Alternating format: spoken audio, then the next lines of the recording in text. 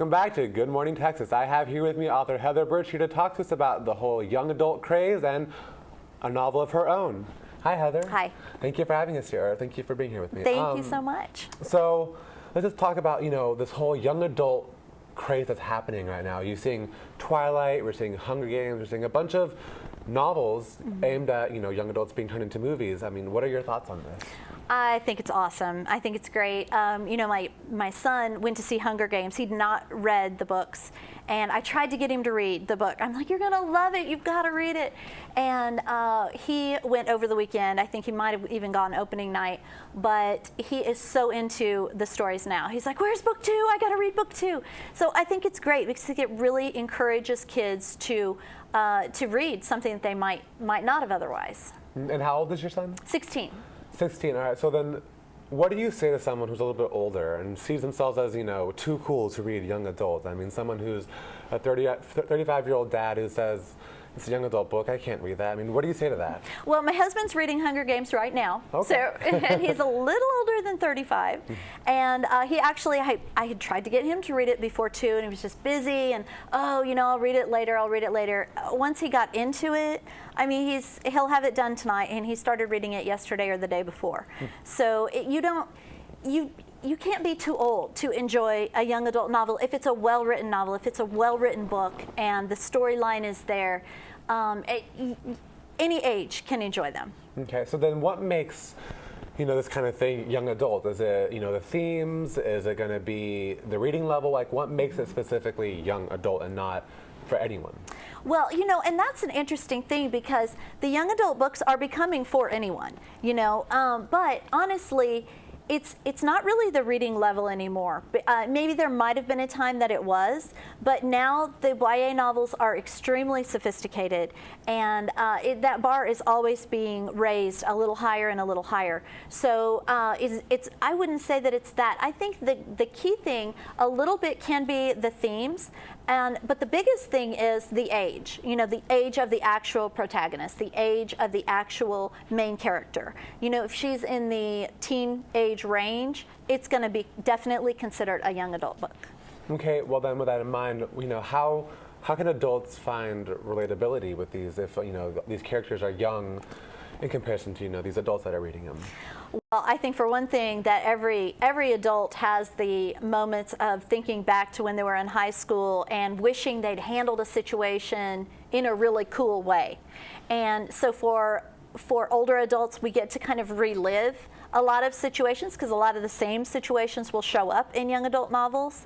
Although not all of the young adult novels, because they're dealing with paranormal things. They're maybe dealing with angels and demons and vampires and whatever else. So, but all in all, you're really getting a chance to kind of relive moments when you were in high school, and you get to relive them with the perspective that you have as an adult, and that makes it kind of more fun and really introspective.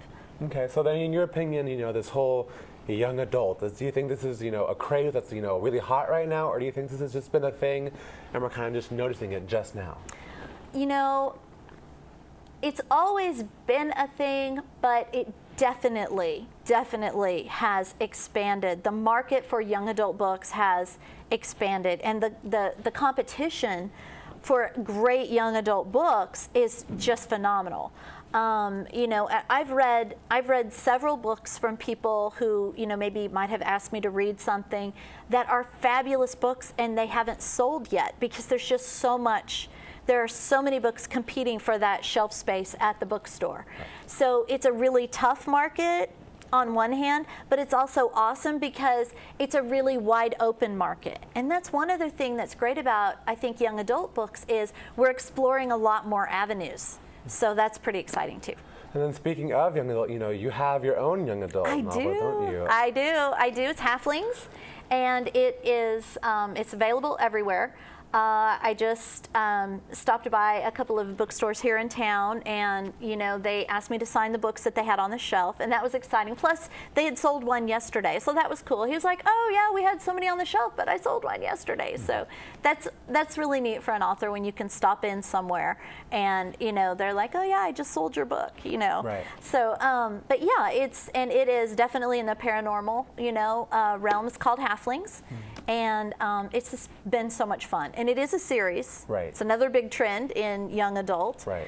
Because we kind of fall in love with those characters and we don't want to leave them. Right. So that's a big trend. And so this is a series. So what makes Halflings different from all other ones? What is Halflings about? What makes it so interesting and gripping for people who want to read young adult right now? That's exciting. It's exciting for me because you never know when you're writing something. For me, Halflings was like, I started writing it and I was like, I don't ever want to write anything else. I love these characters. I love this story building. I love the world building. It is so much fun for me.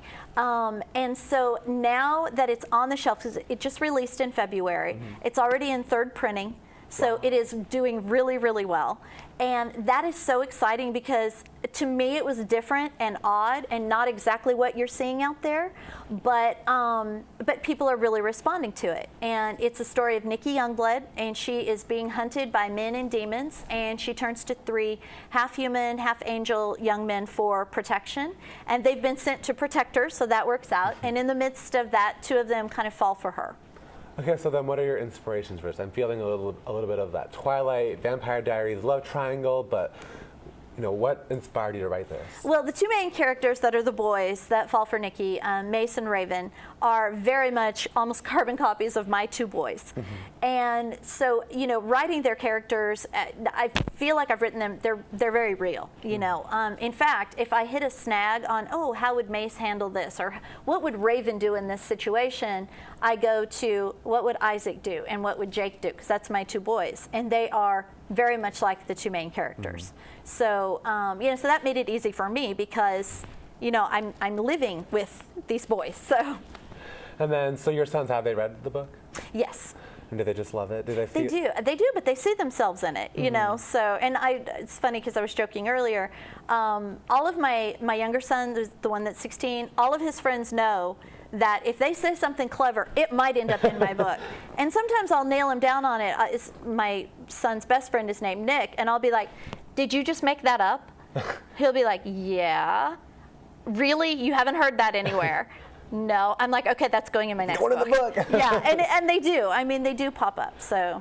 All right, so then why young adult for you as opposed to any other kind of fictional book? I didn't want to write young adult. I did not. I was working on a women's fiction novel. It was going extremely well. I had a publishing company interested in it. And literally, well, a couple things. One thing, I'm a huge X-Men fan. I love the misfit. I love the one with a superpower that everybody rejects. So that had been playing in the back of my head. I want to write an X-Men type story. Right. So definitely Halflings is an X-Men type story.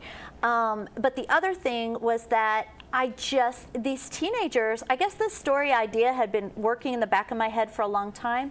And these teenagers, like one day, they just like a light flipped on and they would not shut up. And I told my husband, I said, these teenagers are talking in my head and I see all these scenarios and I see all of this storyline. It's just laid out, like book after book after book. And actually what he told me was, "Heather, you need to just take it and vomit it onto the page." And I know that sounds so disgusting, but what he meant was just get the story out, just get it out there and then you can go back to your other book. Well, I've never gone back to the other book, and I really don't ever want to. I don't even care about it anymore. I just want to write Halfling stories. Well, it's very fortunate for you to have all these ideas and creativity. I mean, I have trouble writing, a 2-page paper sometimes, and here you are with all these ideas for a planned series. And how many books did you say are planned for? I am under contract for the first 3, which is kind of a trilogy. So, book 1 is Halflings, and it released in February, so it's out on the shelves now. And it has been on the top teen fiction list at like Barnes & Noble and places like that. So that's really exciting to see. And then Guardian is book 2 in the series, and it releases in September. Right.